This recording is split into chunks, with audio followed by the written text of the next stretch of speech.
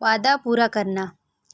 وعدہ پورا کرنا پیارے بچوں، ایک دفعہ کا ذکر ہے کہ ایک گاؤں میں حبیب اور زید دو دوست تھے۔ وہ ایک دوسرے کا خیال رکھتے تھے، لیکن ایک دفعہ حبیب کا اونٹ زید دوست کے کھیت میں چلا گیا اور کھیت کا برا حال کر دیا۔ زید نے پتھر اٹھا کر اونٹ کو مارا تو اس پتھر کی وجہ سے اونٹ کی آنکھ شدید زخمی ہو گئی۔ اس وجہ سے دونوں کے درمیان سخت جھگڑا ہوا۔ اسی دوران پہلے دوست نے پتھر اٹھایا اور دوسرے دوست کو مارنے کے لیے پھینکا۔ وہ پتھر سے بچنے کے لیے پیچھے ہٹا تو وہی پتھر اس کے بوڑھے باپ کے سر پر جا لگا، جس سے ان کی فوراً موت ہو گئی۔ معاملہ بادشاہ کے پاس پہنچا۔ بادشاہ نے زید سے ساری بات پوچھی۔ زید نے کہا، حبیب نے میرے باپ کو قتل کیا ہے۔ اب بادشاہ نے حبیب سے پوچھا کہ یہ کیا ماجرا ہے؟ حبیب نے بتایا کہ میں نے زید کے باپ کو جان بوجھ کے قتل نہیں کیا۔ اس نے سارا واقعہ بیان کیا۔ بادشاہ نے کہا کہ تم سے جرم تو ہوا ہے، تمہیں سزا تو ملے گی۔ تمہیں کوڑوں کی سزا سنائی جاتی ہے۔ حبیب نے مان لیا۔ حبیب نے کہا، بادشاہ سلامت، ایک عرض کرنا چاہتا ہوں۔ مجھے 3 دن کی مہلت دی جائے تاکہ میں ایک ضروری کام نپٹا لوں۔ میں وعدہ کرتا ہوں کہ پھر دوبارہ آپ کے سامنے اسی وقت حاضر ہوں گا۔ بادشاہ نے کہا کہ تمہاری ضمانت کون دے گا؟ حبیب نے حاضرین کی طرف دیکھا تو ایک بزرگ نظر آئے۔ کہنے لگا، بادشاہ سلامت، یہ میری ضمانت دے دیں گے۔ وہ بزرگ کھڑے ہوئے اور کہا، ہاں بادشاہ سلامت، میں اس کی ضمانت دیتا ہوں۔ بادشاہ نے بزرگوں سے کہا کہ اگر حبیب آیا تو آپ کو سزا ملے، اگر حبیب نہ آیا تو آپ کو سزا ملے گی۔ انہوں نے کہا، مجھے منظور ہے۔ بادشاہ نے زید سے پوچھا۔ زید نے بھی اجازت دے دی۔ تیسرے دن بادشاہ کا دربار لگا اور بادشاہ اور زید سمیت سب نوجوان کا انتظار کرنے لگے۔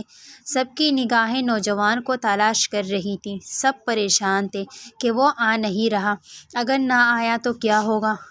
سب کی تشویش بڑھنے لگی۔ اتنے میں دور سے مٹی اڑاتا ہوا گھوڑا دربار کی طرف آتا دکھائی دیا۔ مجرم حبیب نمودار ہوا۔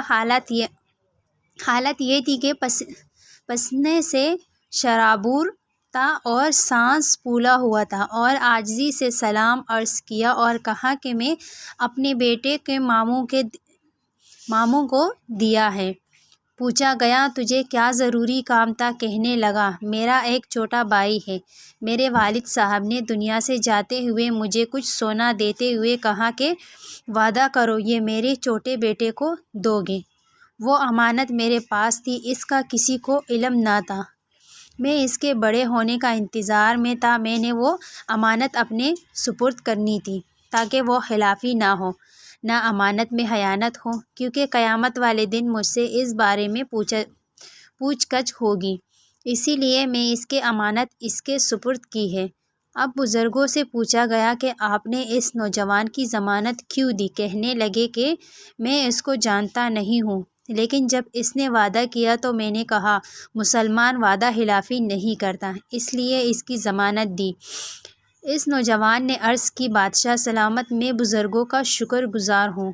میں نے فوراً امانت اپنے بھائی کے حوالے کر کے چند لمحے بھی ادھر رہنا گوارا نہ کیا کہ کہیں 3 دن کا وقت گزر گیا تو وعدہ خلافی ہو جائے گی۔ مسلمان وعدے کو توڑتا نہیں۔